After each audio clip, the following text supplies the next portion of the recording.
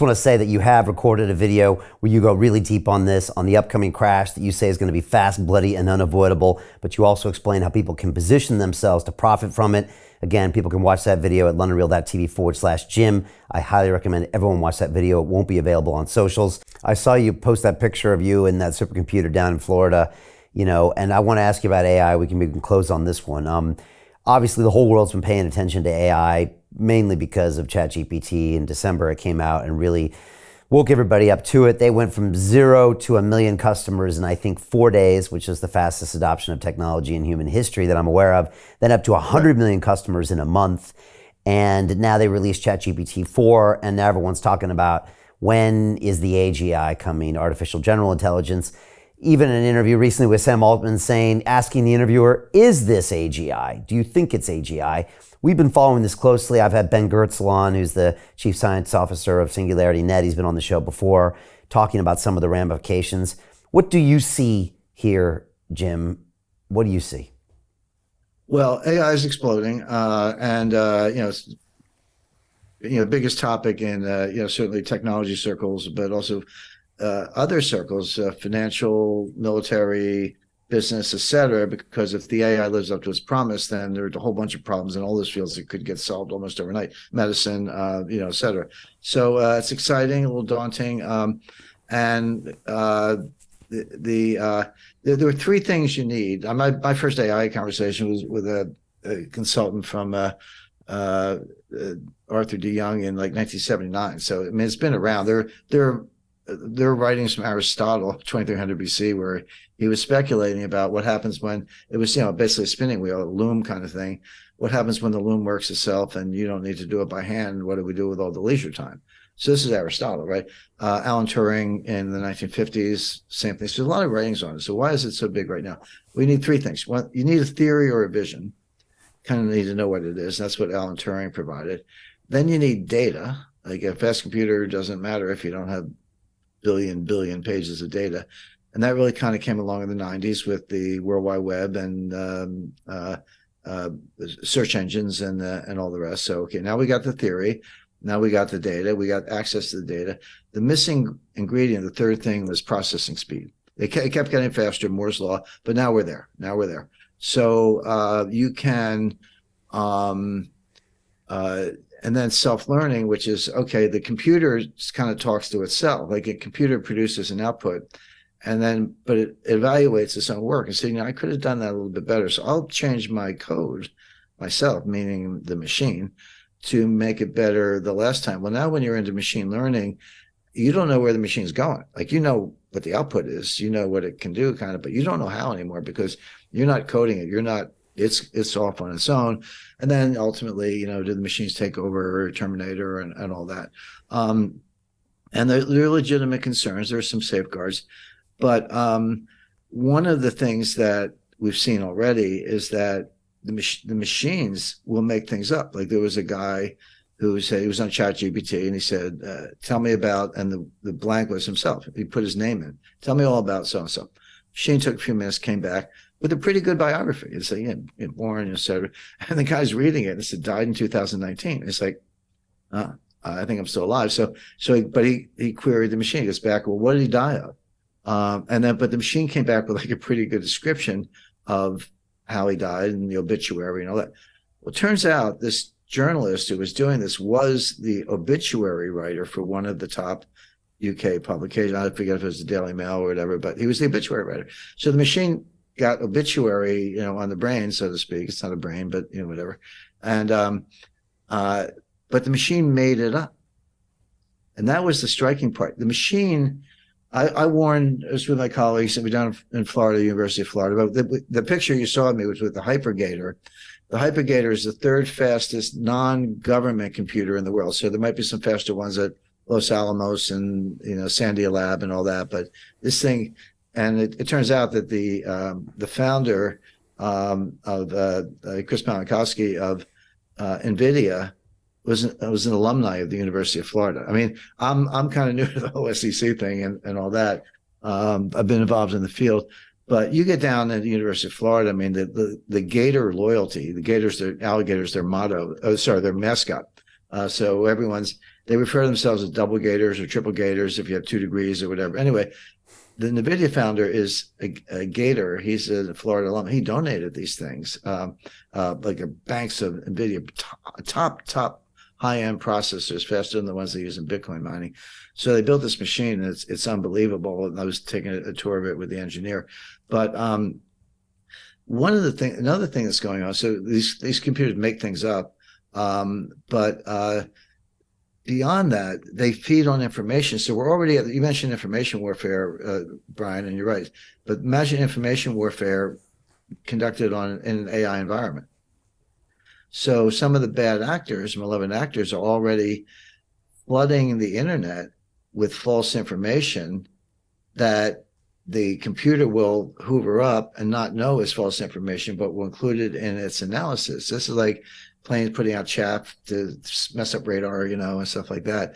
So if you know the computer is going to suck up all the information to produce a report, you can flood the zone with false information that will throw the computer off. And now how do you know? Because you can't see the code anymore because the computer's doing it on its own. So a lot of things like that. So yeah, I mean, it's a very deep field, moving fast. I'm involved in it from a national security perspective with a great team of colleagues, and under the umbrella of the University of Florida, Florida Institute for National Security. But one last thing, and they're saying that artificial intelligence is the death of the search engine, and it is and that's why Google's all over AI. Google's done. The Google search engine it's probably obsolete already. I used one this morning, but it's probably obsolete, and the others. But we're all going to have chat, whatever, GPT, generalized, pre-trained AI systems. But I can tell you what's going to wipe out AI, because your viewers like to move a couple steps ahead, right? We're coming out the end of a 2,300-year-old tunnel that we entered with Plato, when Plato in chapter 10 of the Republic trashed Homer, said we got to get past Homer. And everyone's like, hey, Homer's a pretty good poet.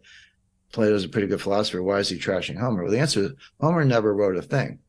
It was all oral. It was all recited over and over and over. And that's how you memorize it. And later on, somebody wrote it down. And Plato was a writer, and he insisted that we had to use the phonetic alphabet to get into writing. We've been doing that ever since. Like about the stages and Gutenberg and the printing press and all that. You got to go back to Marshall McLuhan and others to follow that thread. But we're now in a world where we're leaving the phonetic alphabet behind. We're coming out the other end of that tunnel. And you see it, and I don't mean this in a frivolous way, hip hop, rap. What's an emoji? Yeah. It's a hieroglyphic. What's a QR code? It's a hieroglyphic. In other words, we're going visual, oral in the AURAL sense. Marshall McLuhan said when they sent out the first satellite, the entire globe became a human artifact because we wrapped it in aluminum foil. So the point being, and this, by the way, maybe another day we'll talk about how this relates to Bitcoin, but when you leave the phonetic alphabet behind, all those billions and billions and billions of pages and all that code, all based on the alphabet, suddenly becomes obsolete. It's a powerful message. You just said that. Yeah, I was actually just listening to the chief technical officer of OpenAI, and they were talking about how the AIs need to learn from other mediums, right? Because they've been studying all of the written text that man's ever created, but there's layers and layers and layers above that. And like you said, the future is understanding that layer of communication. Yeah, there's a lot to think here. I'm definitely keeping my eye on the AI. I think most people are sleeping on it. And, it just moves so fast when it does move that, look, the next few years are going to be very spicy, to say the least. So Jim Rickards has just recorded a video that's not available to anyone in the public, and he's going to be talking about how this upcoming recession is going to be fast, it's going to be bloody, it's going to be nasty. But at the same time, he's going to show you how you can position yourself to profit from all of this chaos. Now, we've made this video only available to our viewers. Go to londonreal.tv/Jim. Watch that immediately. I can't say enough good things about Jim Rickards. He understands the global economic system better than any guest I've ever had on London Real. His predictions are almost uncannily true, and you can learn how to profit from his vision, from his expertise, and his understanding of economics. So go to londonreal.tv/Jim or click the link below. It's an excellent, excellent look on what's going to happen in the future and how you can position yourself to profit from that. Jim is one of the best in the business, one of my favorite guests on London Real, and he's very, very good at predicting the future and showing us all to profit from it. So click the link, and I hope you enjoy. The greedy bankers are about to do it again. In 2008, they crashed our financial system and nearly bankrupted the entire global economy. Then they received trillions of dollars in government bailouts. And after, they demanded fat bonuses paid for by you, the taxpayer. It turns out the banks haven't just been screwing the American taxpayers, they're also screwing over their investors. Turns out the banking industry is the worst place you could put your money, despite enormous taxpayer bailouts. Now the bankers are back to take away your financial freedom. They lie and tell you that cryptocurrency isn't safe. They try to make it illegal for you to choose how to invest your hard-earned money. They lie and say cryptocurrency is used by money launderers and criminals. But look at the record. It's the banks themselves that launder hundreds of billions of dollars every year to the biggest criminal operations in the world. Leaked documents have revealed how some UK banks have helped criminals, money launderers and Russians under sanctions. American authorities discovered that the Sinaloa cartel moved $881 million through HSBC accounts as bank officials turned a blind eye to the illegality. The bankers lie and say cryptocurrency is not a real investment. Meanwhile, the smartest CEOs in the world are buying billions and billions of it. The truth is that banks lie about cryptocurrency because it makes them scared. The banks take $9 trillion per year of your hard-earned money, and they are worried that they will finally be exposed. They're scared because crypto means they can no longer control your money, which means they can no longer control you. They are scared because you might actually understand your money and intelligently decide what to do with it. Now is the time for us to come together, fight back, and take control. It's time to educate ourselves, our families, and our communities. Because financial education means financial freedom. We know that cryptocurrencies will help us build the new decentralized financial system of the future. A banking system that is of the people, by the people, and for the people. A banking system where access to finance is a fundamental human right.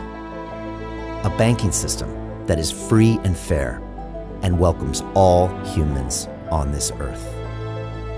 The DeFi revolution is happening. We, the people, can no longer be fooled. We choose to take control of our finances. We choose to take control of our freedom. We choose to take control of our future. Join us, and let's take back our financial freedom forever.